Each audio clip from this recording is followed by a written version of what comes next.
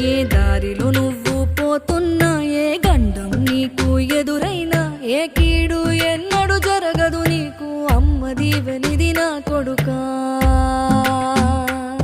ఈ దిక్కులు నీతో కదిలేను, ఆ చుక్కలి దిష్టి తీసేను, ఏ గాలి ధూళి సోకదు నిన్ను, అమ్మ దీవెనిది నా కొడుకా.